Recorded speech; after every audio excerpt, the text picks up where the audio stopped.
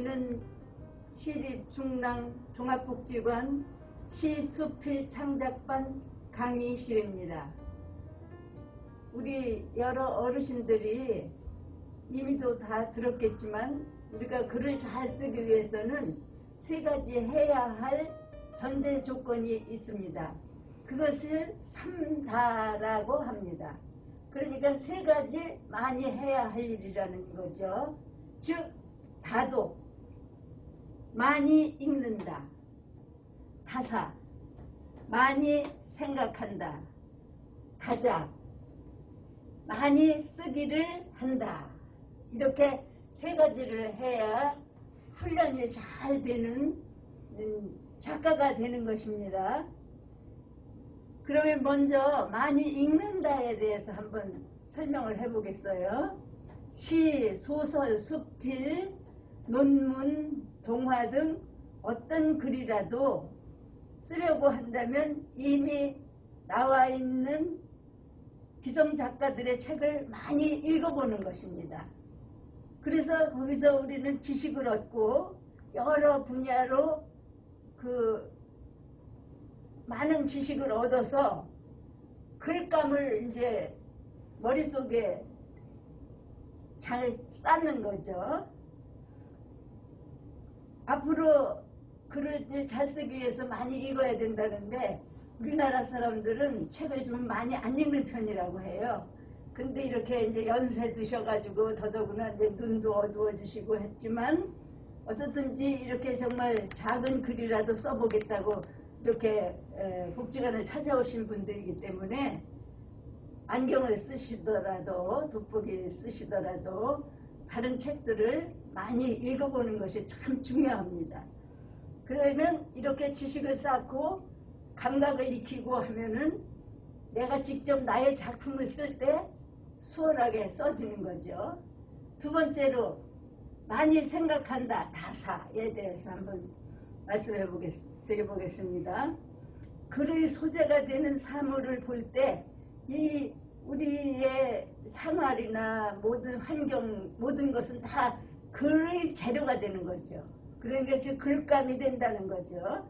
그렇게 이제 사물을 볼 때나 우리 생활에서 느끼는 것이나 이런 것을 그전에는 평범하게 봤어요. 그냥 그런가 보다 하고 봤는데 글을 쓰기 위해서는 평범하게 보는 것이 아니에요. 생각해 보는 거예요. 글을 쓰고자 한다면 글감이 되는 주위 환경과 사물 하나하나를 자세히 살피고 그에 관한 생각을 깊이 가져보는 것입니다. 글이란 보이는 것만 쓰는 것이 아니라 보고 느끼고 깨달은 것을 써야 좋은 글이라 할 수 있기 때문에 많이 생각하는 자세를 가져야 하겠습니다. 다음은 다작, 많이 쓰기를 한다. 이게 이제 제일 어려운 문제인데요.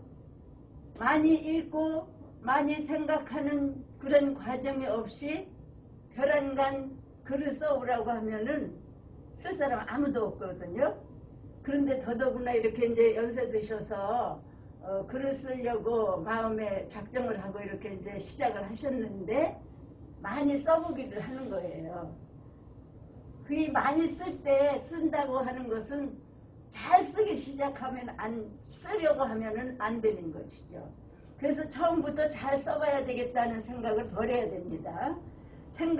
그런 생각을 하면 잘 써봐야 되겠다. 내가 이제 글을 써야 하니까 그런 생각을 하게 되면 강박관념에 걸려서 더 못 쓰게 되죠. 글을 쓸 때는 꾸미지 말고 본인의 생각과 느낌을 그대로 말하듯이 연습 삼아서 써보는 것이에요. 처음에는 그렇게 시작하고 누굴 의식할 것이 없습니다. 형식을 갖추려는 시도도 하면 어려워져요. 그러니까 글이 됐든 안 됐든 그냥 우리 일상생활에서 보고 느낀 것들 얼마든지 우리는 느끼고 살거든요. 그런데 글을 쓰려고 하면은 그 느꼈다는 그것을 인식을 못하는 거예요. 그래서 이제는 이제 글을 쓰기 위해서는 뭔가를 유심히 보고 생각하면은 그게 이제 느껴지는 것이죠. 그래서 글을 쓸 때 이제 습관적으로 쉽게 그냥 한 줄이라도 두 줄이라도 일상생활에서 내가 이야기하고 생각했던 그런 것들을 쓰시면 되겠습니다. 멋있는 단어나 문장으로 꾸미려 하지 말고 서툴러도 친솔하게 순수하게 쓰시면 됩니다. 사람을 의식하면 안 돼요. 이걸 누구를 보인다 이런 생각 하시고 쓰시지 말고 처음에는 그냥 나만 보고 찢어버릴 망정 나만 보는 것이니까 내 맘대로 내 속에 있는 것 내가 깨달은 것 그냥 그대로 쓰면 됩니다. 이렇게 여러분 이제 많이 써보는 것이 제일 이 중에서 중요한데 쓰는 작업은 많이 읽고 생각하는 것보다 쓰는 작업을 많이 해야 돼요. 그러니까 이제 무슨 종이가 됐든 옛날에는 연습 종이가 많았는데 지금들은 다 이렇게 또 종이가 좋잖아요. 그러니까는 그 좋은 종이에 쓰지 말고 이면지를 사용하면 만만해져요. 그래서 막 쓰고 버리고 이렇게 하는 그런 것도 경험상 괜찮다고 생각이 들어요. 그래서 오늘은 글을 잘 쓰기 위해서 이제 얼마 동안을 써야 잘 쓸지 그거는 자신들의 노력에 따라서 결과가 나올 것입니다. 그래서 글을 잘 쓰기 위해서는 세 가지를 꼭 해야 되는데 이렇게 그것을 삼다라고 하죠. 다독, 다사, 다자. 그래서 많이 읽고 많이 생각하고 많이 써보는 것입니다. 이렇게 해서 기초를 닦으면 여러분들도 아주 훌륭한 작가가 될 거예요. 이제 여러분들 세 가지를 많이 해야 된다고 했죠. 그러면 세 가지가 무엇인지 말씀해 보시겠어요? 글 쓰기 위해서 세 가지를 많이 해야 된다를 뭐라고 한다고요? 네, 삼다라고 하죠. 예. 그런데 그 삼다가 첫째 다독인데 다독 무엇이라고 하죠? 무슨 뜻이에요? 다독이? 네, 많이 읽는다죠. 많이 읽어야 돼요, 책을. 그 다음에 두 번째로는 뭐예요? 네, 다사. 잘 하셨어요. 다사.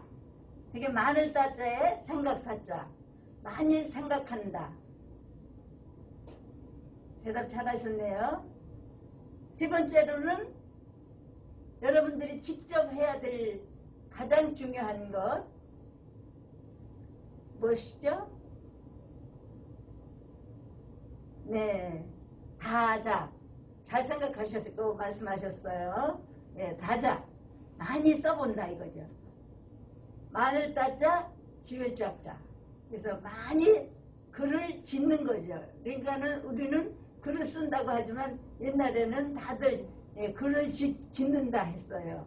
그래서 쓰기, 지우는 거나 쓰는 거나 같은 거죠. 그러니까 자기 작품을 쓰는 게 중요해요. 많이 쓰기를 한다. 여러분들도 다시 이 영상을 보시고 기억하시고 집에서 많이 읽어봐야 되겠다. 많이 생각해봐야 되겠다. 많이 써봐야 되겠다. 이런 마음을 가지시고 진행하시면 글쓰기가 잘 될 것이고 열심히 1년만 하시면 좋은 결과가 있을 것입니다. 제가 시 한 편을 소개하고 해설을 할까 합니다. 정호성님의 수선아에게라는 시예요. 먼저 본 작품을 다 읽고 한 줄 한 줄을 해설할 테니까 어떻게 이런 글을 썼는가라는 것을 좀 생각해 보면 하는 시간이 되겠습니다. 수선화에게 정호승. 울지 마라. 외로우니까 사람이다. 살아간다는 것은 외로움을 견디는 일이다. 공연이 오지 않는 전화를 기다리지 마라. 눈이 오면 눈길을 걸어가고 비가 오면 빗길을 걸어가라. 갈대숲에서 가슴 검은 도요새도 너를 보고 있다. 가끔은 하나님도 눈물을 흘리신다. 새들이 나뭇가지에 앉아있는 것도 외로움 때문이고 네가 물가에 앉아있는 것도 외로움 때문이다. 산 그림자도 외로워서 하루에 한 번씩 마을로 내려온다. 종소리도 외로워서 울려 퍼진다.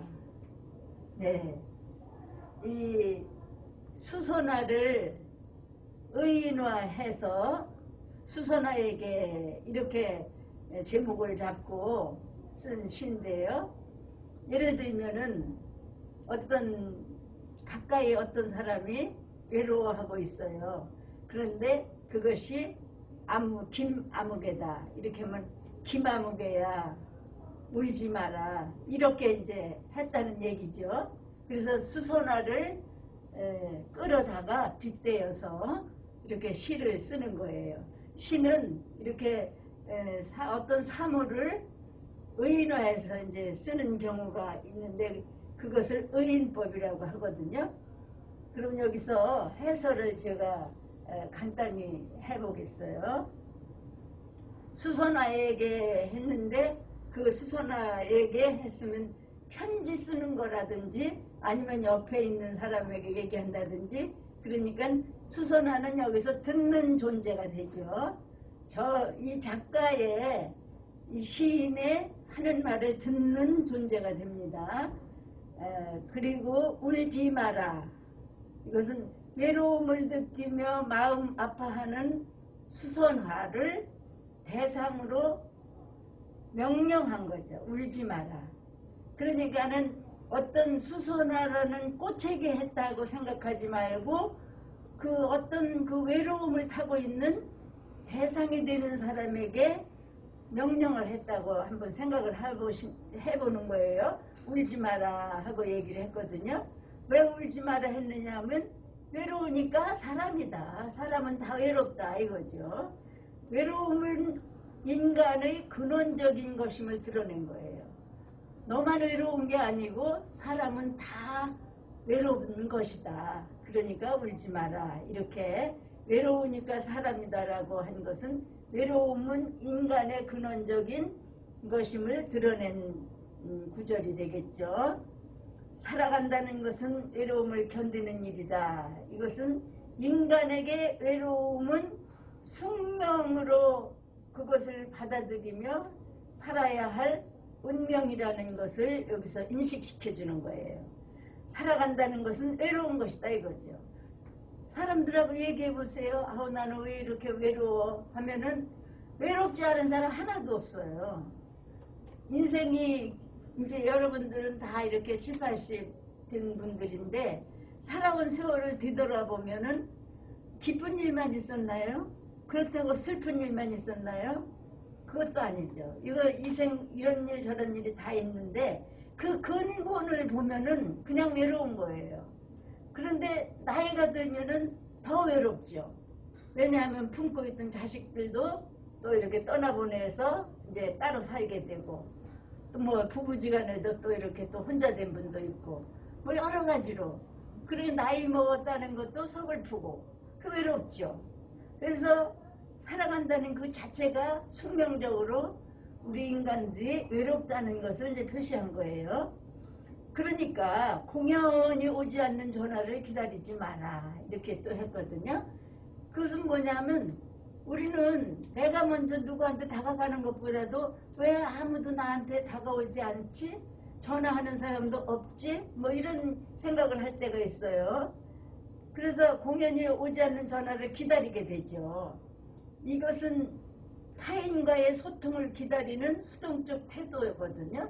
그러니까 내가 능동적으로 다가가는 것이 아니라 수동적으로 왜 전화가 안 오나 이렇게 되는 거죠. 그런데 그 태도에서 벗어나서 외로움을 받아들이는 적극적인 태도를 지녀야 한다는 것을 얘기하는 거예요. 기다리지 마라. 그리고 그냥 체념하고 또 오면은 좋고 안 와도 어쩔 수 없이 나는 외로움을 견디는 존재다. 이렇게 생각하고 태도를 바꾸라는 얘기죠. 눈이 오면 눈길을 걸어가고 비가 오면 빗길을 걸어가라. 이것은 외로움을 받아들이고 수용하는 자세. 그러니까 공연이 오지 않는 전화를 기다리지 마라 해놓고 눈이 오면 눈이 온 대로 눈길을 걷고 비가 오면 비가 온 대로 빗길을 걸어가면 되는 것이다. 이렇게 받아들이라는 거죠. 그거 안 받아들이면 점점 더 외로워지고 쓸쓸해지고 그렇다는 거죠. 우리 인간들의 이제 그 자화상이라고 할까? 그러니까 모든 사람은 다 외롭고 쓸쓸하니까 그것을 잘 받아들이라는 뜻으로 이런 또 글이 이제 한 행이 두 행이 적혀 있는데, 그리고 이제 갈대숲에서 가슴 검은 도요새도 너를 보고 있다.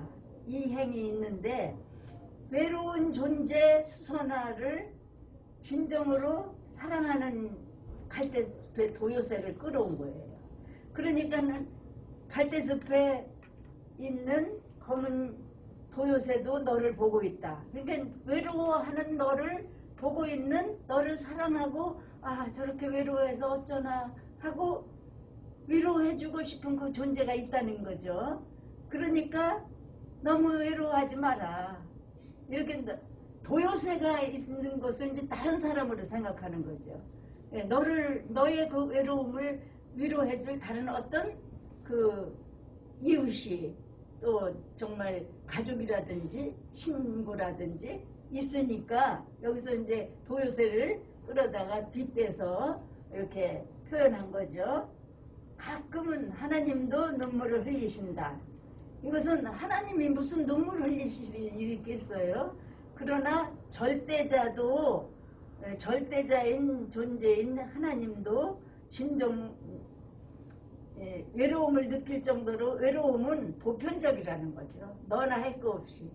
외로움은 다 모든 사람들이 갖고 있는 보편적 정서라는 거죠. 그러니까 울지 마라. 이제 그렇게 처음에 그렇게 첫 행을 띈 거예요. 새들이 나뭇가지에 앉아있는 것도 외로움 때문이고, 이것은 뭐냐면 외로움이 자연스러운 일임을 강조한 거예요. 새들도 외로우니까 그렇게 앉아있다고. 내가 물가에 앉아있는 것도 수선하더라 하는 소리죠. 내가 물가에 앉아있는 것도 외로움 때문이다. 산 그림자도 외로워서 하루에 한 번씩 마을로 내려온다. 종소리도 외로워서 울려 퍼진다. 이것은 세상의 모든 존재들이 외로움을 느끼며 살아간다는 것. 그래서 이렇게 삼행을 물가에 앉아있는 수선화, 저녁이면 산 그림자, 종소리 이런 것들을 이제 그 외로운 존재로, 우리도 그냥 종소리 들으면 뭔가 외롭잖아요. 더 외로움을 느끼고 저녁이 돼서 산 그림자가 내려오면은 자 하루도 갔구나 하고 더 외로움을 느끼고, 또 수선화가 물가에 앉아 있는데 또 어떤 참 야리야리한 소녀가 물가에 앉아서 훌쩍훌쩍 하고 있다면 그 얼마나 외롭게 보이겠어요. 그러니까는 그 여기서 사물을 가져다 표현을 했지만 세상의 모든 존재들이 다 외로움을 느끼며 살아간다는 시입니다. 수선화에게 정호성님의 시를 해설해봤습니다. 예, 오늘 강의 여기서 끝내겠는데요. 글을 잘 쓰기 위하여 기억할 세 가지 3다. 많이 읽고 많이 생각하고 많이 쓰기를 해야 한다는 것 말씀드렸고요. 정호승님의 수선화에게 한 편을 낭송하고 해설을 했는데 여러분께서 이렇게 강의 잘 들어주셔서 감사합니다. 다음 시간에 또 뵙겠습니다. 감사합니다.